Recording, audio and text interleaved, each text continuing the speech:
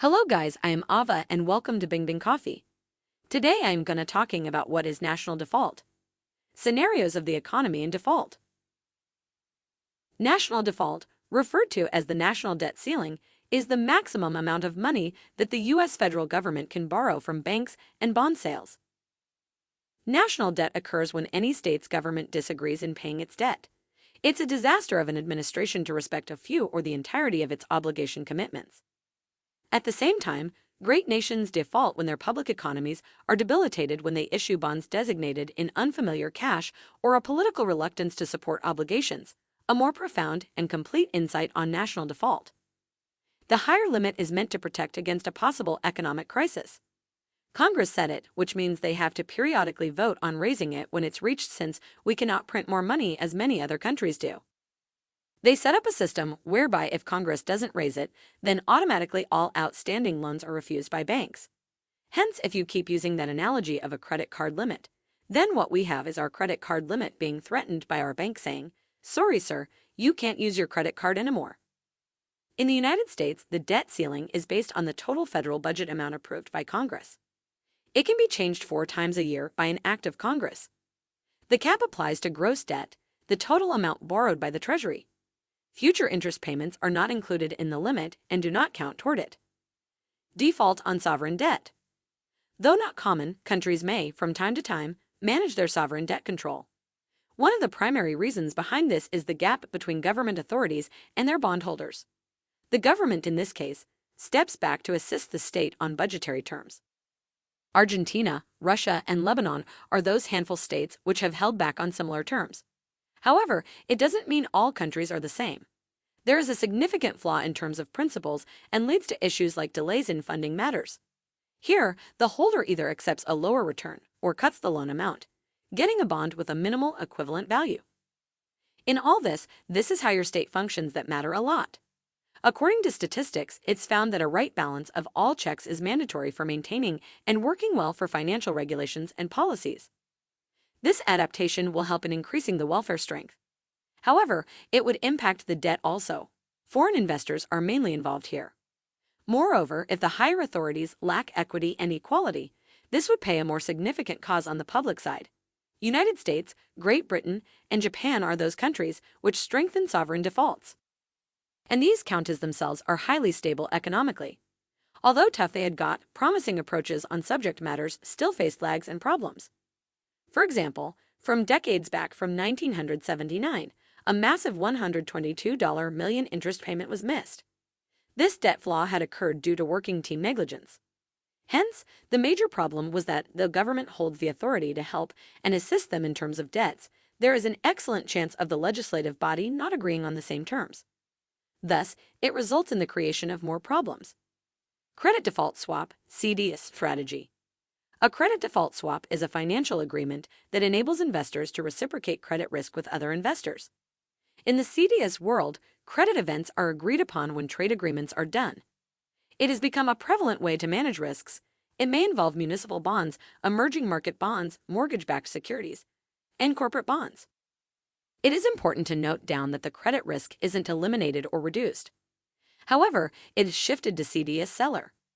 CDS seller defaults the chance at the time the borrower defaults.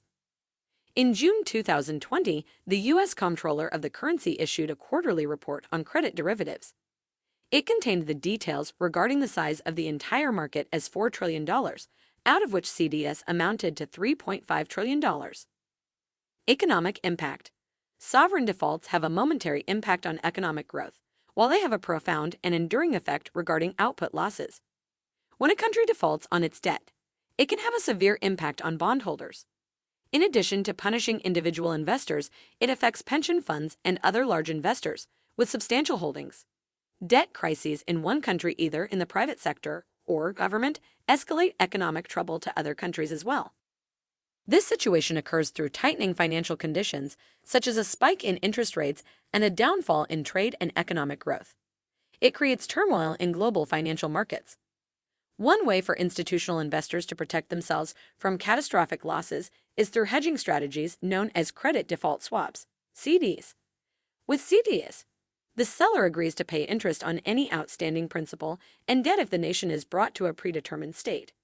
In return, the buyer pays a term protection fee, similar to an insurance premium. The secured party agrees to transfer the original bond, which may have some outstanding value, to its counterpart in the event of an adverse credit event. Although initially a form of protection or insurance, the exchange has become a common way of estimating the country's debt risk. Many of these trading CDS, in other words, do not hold positions on the underlying bonds they refer to.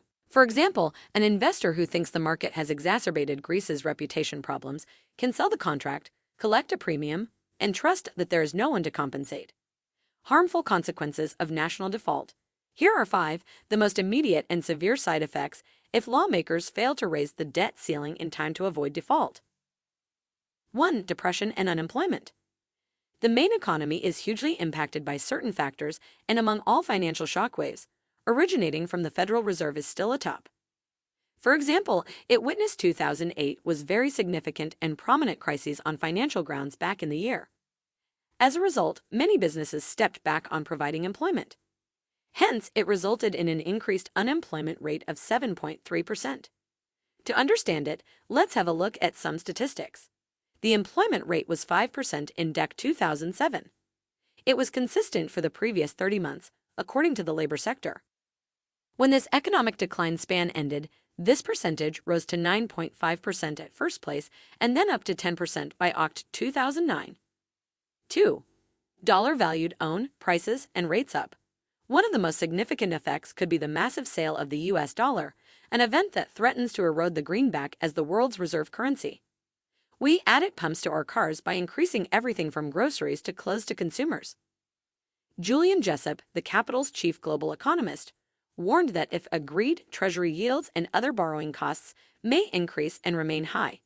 Therefore, homeowners and prospective homeowners will have to say goodbye to the low housing charges used. On the other hand, while this all was going on, the USA central banking system had focused entirely on the gas sector of the state's economic money. So you'd be having later might not be of that much significance in times to come today. This was the perspective of Kayla Bass, manager, hedge funds from America. The economic growth here is still less, 3%. There is a dire need to help the nation with such critical and alarming concerns, which requires immediate actions. 3. Banking operations freeze up. Bovit's calculation, a cold-blooded figure. U.S. banks have nearly $1.85 trillion in various government-sponsored loans. So, the default effect on this loan would be devastating. If the Treasury and related securities were predetermined, no one would know what their value would be. Suppose a Latin American dollar is worth 10 to 20 cents, and it's estimated that it will wipe U.S. banking equity out of $1.28 trillion. 4. Money market funds break. The $2.7 trillion money market industry operates on a fundamental basis. Millions of U.S. reserves will not deplete. However, the deal, along with a fund during the 2008 financial crisis, had a devastating effect on investor confidence. This can be by default.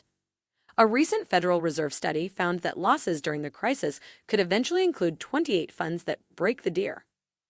By default, Bove said, every fund in the money market in the country will be affected. Currently, fund management companies are subsidizing money market funds that are not making enough money to return 100 cents per dollar. Global market walloped. Some of Murray's biggest trading partners are equally outraged by the possibility of his debt defaulting. The International Monetary Fund has warned that defaults could push the U.S. economy into recession and create major obstacles to global markets. Meanwhile, China and Japan, the largest foreign holders of U.S. Treasury loans, have called for immediate action. As of July 2013, China and Japan held $1.28 trillion and $1.14 trillion in U.S. Treasury securities, respectively, according to U.S. government data. Therefore, a reduction in the U.S. government bond prices would lower the value of their reserves. Following the uproar from China and other foreign investors, it's doubtful that governments that own U.S. debt will sell it. Doing so will spread fear and panic that will make their investment worthless. Accordingly, investors may see a drop in the value of their international funds. Conclusion: historically, failure to make good on loans is a bigger problem for countries that borrow in a foreign currency instead of using their own. Many developing countries issue bonds in an alternate currency to attract investors, often denominated U.S. dollars, but borrowing in another currency plays a significant role in default risk.